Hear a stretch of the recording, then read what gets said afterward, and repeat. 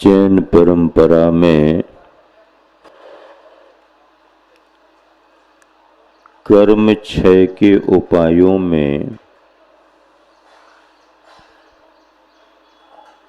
तप को महत्वपूर्ण माना गया है।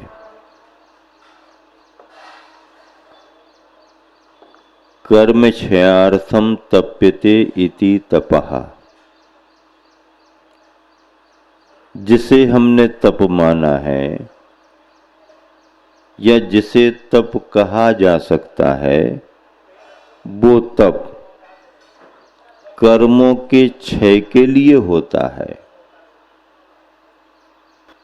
वैसे तो तप का जो स्वरूप है और तप करने की जो पद्धतियां हैं, उसमें कोई भी समुदाय सम्मिलित हो सकता है,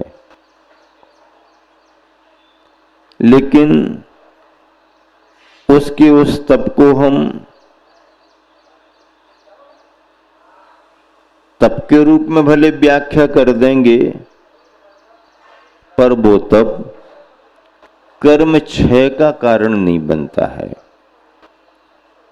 क्यों? क्योंकि वह तप अंतरंग तपों से जुड़ा हुआ नहीं होता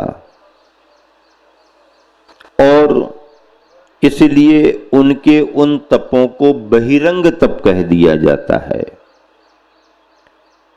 अंतरंग और बहिरंग का मतलब है कि जो केवल बाहर से देखने में आ जाते हैं वो बहिरंग, और जो अपने आत्मा पर विश्वास करते हुए, आत्मा के स्वरूप को समझते हुए, आत्मा के शुद्धिकरण के लिए जो किया जाता है सम्यक दर्शन की भूमिका में, जिसमें उसे शरीर और आत्मा का भेद विज्ञान हो चुका है, ऐसे उस सम्यक दर्शन की भूमिका में आत्मिक उन परिणामों के साथ किए जाने वाला तप अंतरंग तपों के साथ साथ बहिरंग तप में भी कारण बनता है। इसलिए जैन परंपरा में तपों की व्यवस्था में बहिरंग और अंतरंग दो भेद किए गए हैं। बहिरंग तप के लिए क्या कहा? जो बाहर से देखने में आ जाते हैं ऐसे तपों को बहिरंग तप। एक परिभाषा। क्या परिभाषा? जो बाहर से भी देखने में आ जाते हैं वो बहिरंग तप। दूसरी बात, बाह्य वस्तु का आलंबन आधार लेकर के जिन तपों को किया जाता है वो बहिरंग तप। हम ये नहीं करेंगे, हम ये नहीं करेंगे, इतने दिन तक नहीं करेंगे, ऐसा नहीं करेंगे, ये नहीं करेंगे, वो नहीं करेंगे, हम इस तरह का नियम लेकर के करेंगे, ये बाह्य को लेकर के जो किया जा रहा वो बहिरंग तप। अंतरंग तप में ऐसा नहीं है। अंतरंग तप किसने तप लिया, किसने कर लिया, किसी को पता भी ना पड़ पाएगा और बाह्य का कोई आलंबन भी नहीं देखेगा। नाम क्या क्या आए हैं? अनशन, औमोदर्य, वृत्ति परिसंख्यान, रस परित्याग, विविक्त सय्यासन और काय क्लेश। ये 6 बहिरंग तप हैं। और अंतरंग तपों में प्रायश्चित, किसने लिया, किससे लिया, लेने वाले का क्या दोष था, क्या त्रुटि थी, देने वाले ने उसके लिए क्या दिया, ये किसी को पता नहीं। लेने देने वाले के अलावा किसी को पता नहीं। प्रायश्चित, विनय, बाहर से जो की जा रही है वो तो दिख जाती है, लेकिन अपने परिणामों में जो बड़ों के प्रति बहुमान का भाव सहज आता है, वो विनय मानी जाती है। नीतिकार कहते हैं कि अपने गुरु सामने उपस्थित हैं तो कोई भी विनय कर लेता है, वो करेगा क्योंकि गुरु जी हैं, ज्यादा आशीर्वाद चाहिए, गुरु जी प्रसन्न हो, गुरु जी को देखने में आके हम बहुत विनय करते हैं। अपने सामने अगर हैं तो कोई भी कर लेता है, अब चाहे वो भाव से करे और चाहे दिखावे से करे, लेकिन सामने सामने है तो कोई भी करेगा।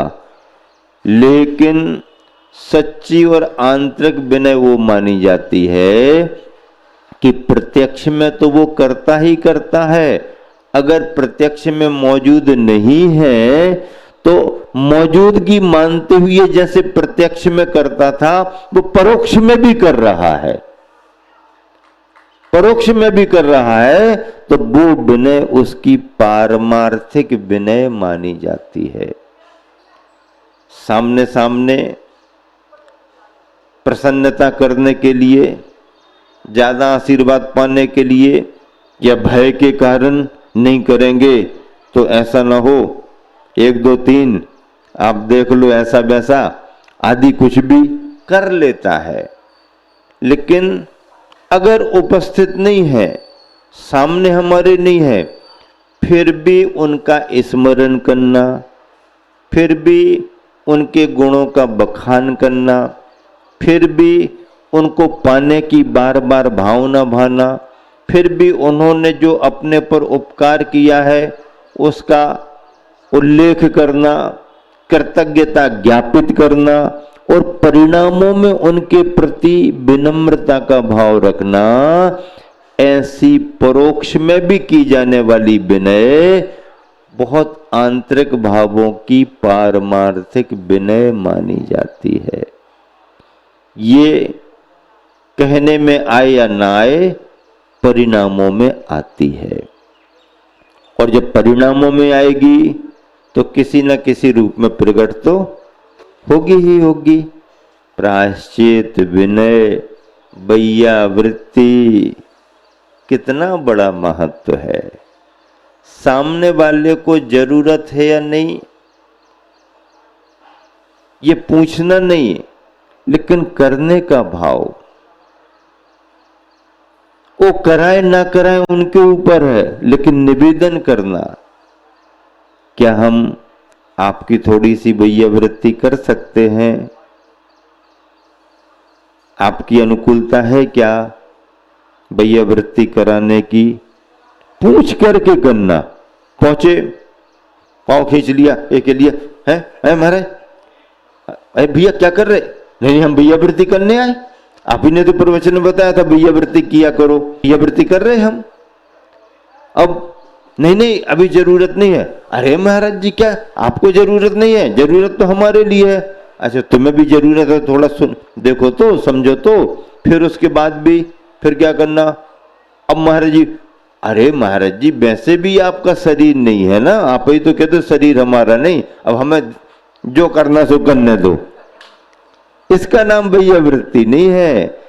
उन्हीं जैसी चर्या में यह चित्त सदा अनुरक्त रहे। अगर उन्हें आवश्यकता प्रतीत हो रही है तो वो बुला के तो कहेंगे नहीं, ए इधर आओ, ऐसा करो वैसा करो। आप अगर जाके कुछ निवेदन करोगी, आपका भाव दिखेगा तो फिर थोड़ा बता सकते हैं। और उनका संकेत मिल गया या उन्होंने संकेत नहीं दिया, मौन रह गए, तो समझ लो कि करो। विनय पूर्वक वैयावृत्ति करना। कोई 10 उपवास कर रहे हैं, कोई 7 उपवास कर रहे हैं, कोई 5 उपवास कर रहे हैं, कोई तेला कर रहे हैं, कोई बेला कर रहे हैं, मुनि महाराज कर रहे हैं, आरिकाएं कर रही हैं। एक एक उपवास की तो कोई संख्या ही पता नहीं है कितने कब कर रहे हैं।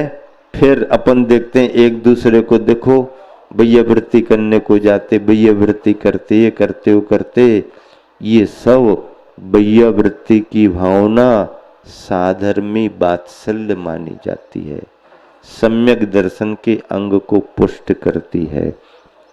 तो भैया वृत्ति, प्रायश्चित विनय, भैया वृत्ति, स्वाध्याय पढ़ो, चिंतन मनन करो। ग्रंथों को पढ़ना भी स्वाध्याय है, पढ़े गए का विचार करना भी स्वाध्याय है। और फिर प्रायश्चित और व्युत्सर्ग। व्युत्सर्ग अहंकार ममकार के भावों को छोड़ करके मन को निर्विकल्प करना, काय के प्रति ममत्व त्याग करना व्युत्सर्ग है। बहिरंग तपों में अनशन, चारों प्रकार के आहारों का त्याग, अनशन। औमोदर्य, जितनी आवश्यकता आपको रहती है इच्छा पूर्वक उसमें से थोड़ा कम करना, थोड़ा ज्यादा कम करना, कम करना, कम करते करते अगर आप एक दाना भी लेकर के औमोदरी करते हो, पूरे भोजन में से एक गिलास का आधा गिलास, एक बूंद पानी, थोड़ा पानी, उत्कृष्ट औमोदरी। मध्यम कई भेद बनेंगे, और जघन्य में पूरा भोजन कर लिया, आखिरी में थोड़ा नहीं लेना तो है लेकिन आज नहीं लेंगे, इतना करके आखिरी में भी थोड़ा छोड़ा, तो वो जघन्य औमोदर्य। अनशन औमोदर्य वृत्ति परिसंख्यान। मुनिवर अपने मन में कोई ना कोई भाव लेके निकलते हैं। कभी दाता का भाव कर लेते हैं, फला व्यक्ति मिलेगा तो जाएंगे, फला पड़गहन करेगा, इस विधि को लेके करेगा, उस विधि को लेके करेगा। सामग्री संबंधी, व्यक्ति संबंधी, मोहल्ले संबंधी, पर्व त्योहार संबंधी कोई भी मन का भाव बना करके फिर अगर विधि ले ली, एक दिन की वही विधि नहीं मिली, 2 दिन, 3 दिन, 4 दिन, जितनी उनकी सामर्थ्य उतना बढ़ा सकते उसी विधि को। अगर नहीं मिली तो दूसरे दिन चेंज कर सकते हैं। ये वृत्ति परिसंख्यान है। वृत्ति परिसंख्यान रोज लेके निकलो कोई जरूरी नहीं, क्योंकि ये तप में आता है। तब जब इच्छा होती है तब किया जाता है। आवश्यकों का पालन रोज होता है। एक बार भोजन करना, श्रावक के यहाँ भोजन करना ये आवश्यक है, तो आवश्यक पालन रोज होता है। इसमें संकल्प विशेष अविग्रह कोई वृत्ति परिसंख्यान लेके जाए कोई जरूरी नहीं। सामान्य से नवदा भक्ति जहाँ मिल रही है वहाँ पर वह रोज रोज आहार करके आ सकता है। ये एक सामान्य नियम है कि नवदा भक्ति से आहार कर ले, जिसने पड़गहन किया या जहाँ जाने का भाव हुआ नवदा भक्ति देख के, अथवा फिर उसमें संकल्प करके जाए, ये दोनों हैं। मूल गुण के रूप में एक बार भोजन, दिन में भोजन, गृहस्थ के पड़गाहन पर उसके यहाँ आहार करना आदि ये एक आवश्यक मूल गुण है। फिर वृत्ति परिसंख्यान तप के रूप में आप कुछ भी करो। ये हो गया प्राय अनशन औमोदर्य वृत्ति परिसंख्यान। रस परित्याग, रसों को छोड़ छोड़ करके बदल बदल करके लेना। विविक्ति सय्यासन, एकांत में स्वाध्याय साधना करें समय समय पर। और अंत में कायोत्सर्ग, अनशन औमोदर्य वृत्ति परिसंख्यान, रस परित्याग, विविक्ति सय्यासन और काय क्लेश। शरीर को ज्यादा सुविधाएं नहीं देना, संभालना तो लापरवाही नहीं करना। संभालने में और सुविधा देने में अंतर है। संभालो लेकिन अतिरिक्त सुविधाएं मत दो, ये काय क्लेश तप माना जाता है। इस तरह से यहाँ पर चतुर्मास में धर्म की आराधना में विभिन्न प्रकार के तप चल रहे हैं। देखो आरिका पावनमती माता जी का 10वां उपवास भी हो चुका और आज उनकी पारणा संपन्न होनी है। आप सब सौभाग्यशाली हैं कि ऐसे पारणा के इस उत्सव के लिए या पारणा के क्षणों के लिए आप देखेंगे। देखने में भीड़ भाड़ ज़्यादा नहीं बढ़ानी है, वहाँ की व्यवस्था के अनुसार ध्यान रखना है। बहुत कठिन तप है, बहुत कठिन चर्या है, उन्होंने किया है, वो कई वर्षों से करती आ रही हैं, उनका अभ्यास है।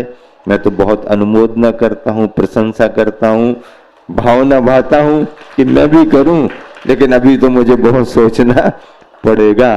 अपने संग में बिमल सागर जी महाराज जी, उन्होंने भी अभी सागर में 9 उपवास करके पारणा संपन्न की है।